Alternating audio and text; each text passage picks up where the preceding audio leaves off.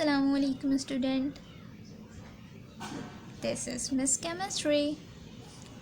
आज हमारा टॉपिक है मॉलिक्यूलर मास। इससे पहले हमने एटॉमिक मास का न्यूमेरिकल सॉल्व किया।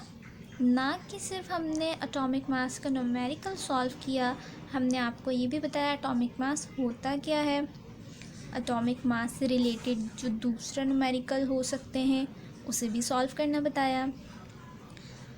इसके बाद अब हम मॉलिक्यूलर मास के बारे में बताने लगे हैं आपको। मॉलिक्यूलर मास के बारे में न्यूमेरिकल सॉल्व करने से पहले हमें ये पता होना चाहिए मॉलिक्यूलर मास होता क्या है।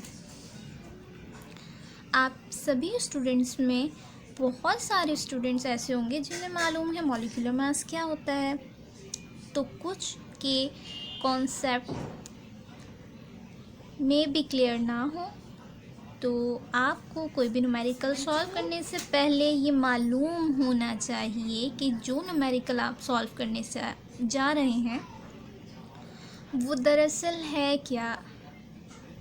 ठीक है, जब आपको उसकी बेसिक्स पता होंगी तभी तो आप उसे इजीली सॉल्व कर पाएंगे। और हमारा एम ही क्या है, आप सबको बहुत ही आसान तरीके से न्यूमेरिकल सॉल्व करना बताएं। ठीक है, तो हम स्टार्ट करते हैं molecular mass. Molecular mass is the sum of all atomic masses of all the elements present in one molecule of a substance. ठीक है, कोई भी सब्सटेंस है उसका एक मॉलिक्यूल, ठीक है, हम एक मॉलिक्यूल की बात करें, किसी भी सब्सटेंस के एक मॉलिक्यूल के अंदर जितने भी एलिमेंट्स मौजूद हैं उन तमाम एलिमेंट्स के एटॉमिक मासेस का सम, यानी कि उन तमाम एलिमेंट्स के एटॉमिक मास को हम अगर ऐड कर देते हैं तो रिज़ल्ट में हमें मिल जाएगा उसका molecular mass.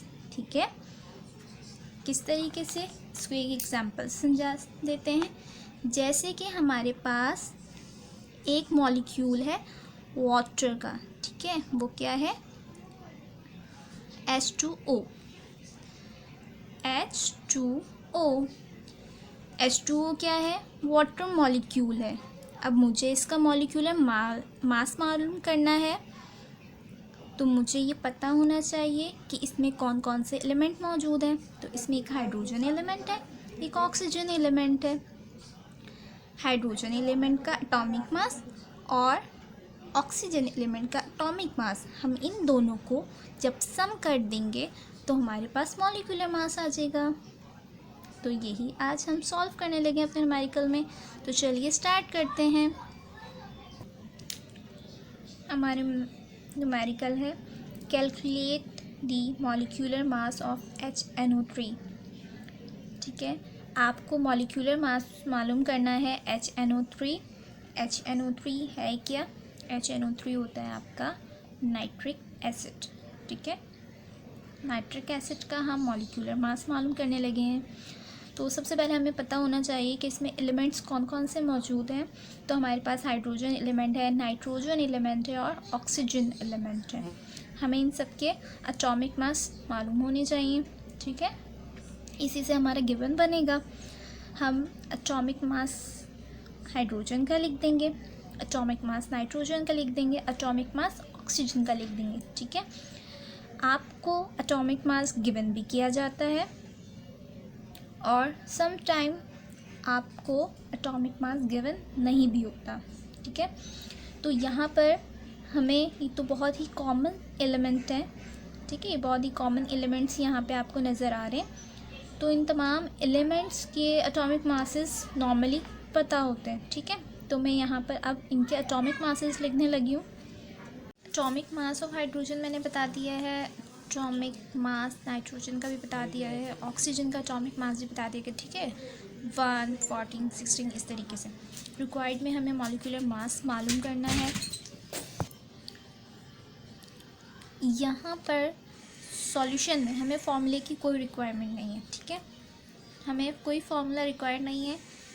Simple molecular mass लिखेंगे आप, ठीक है, क्योंकि मॉलिक्यूलर मास आपको मालूम करना है। इसके बाद आप क्या करेंगे, जितने एलिमेंट्स आपके मॉलिक्यूल जो कि आपको गिवन किया गया है न्यूमेरिकल में, वो है HNO3 यानी कि नाइट्रिक एसिड। तो उस नाइट्रिक एसिड में जो जो एलिमेंट मौजूद हैं उन एलिमेंट को उनके एटॉमिक मासेस के साथ आप यहाँ पर लिखेंगे, ठीक है। किस तरीके से लिखना है, सबसे पहले आपके पास क्या है, HNO3, राइट। HNO3 इसका मतलब आपका फर्स्ट एलिमेंट होगा हाइड्रोजन, ठीक है।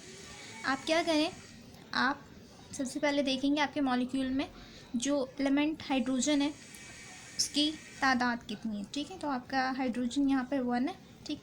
इसको आप इसके मल्टीप्लाई करवा दें इसके एटॉमिक मास, इसका एटॉमिक मास 1 है, ठीक। फिर आप कर देंगे प्लस, क्योंकि आपको जो डेफिनेशन मैंने समझाई है उसमें मैंने आपसे क्या कहा था, मैंने आपसे कहा ये था कि आपके मॉलिक्यूल में जितने भी एलिमेंट्स हैं उनके एटॉमिक मासेस को सम कर दें, इनके प्लस कर दें। तो वही मैं करने लगी हूँ। यहाँ पर आपने एलिमेंट हाइड्रोजन का कर दिया, सेकंड आपका एलिमेंट है नाइट्रोजन, नाइट्रोजन की तादाद कितनी है 1, ठीक।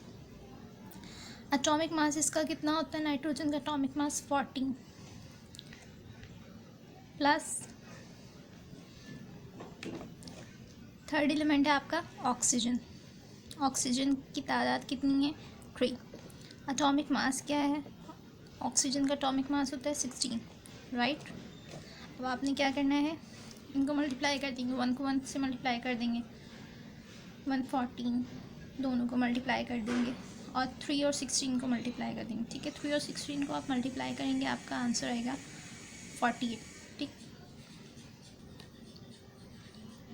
अब जब आप इन सबको सम कर देंगे, 114 और 48 को जब आप ऐड कर देंगे तो आपका आंसर आ जाएगा 63, ठीक है। यूनिट जो आपके एटॉमिक मास का यूनिट है वो ये हो गया आपका मॉलिक्यूलर मास।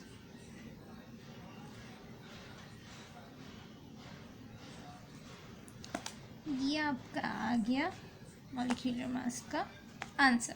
तो इट्स मीन कि आपको जो कहा गया था कि मॉलिक्यूलर मास मालूम कीजिए, तो बहुत ही आसान तरीके से आपने नाइट्रिक एसिड का मॉलिक्यूलर मास मालूम कर दिया। ये बिल्कुल बेसिक्स हैं, ठीक है, ये बिल्कुल बेसिक्स है।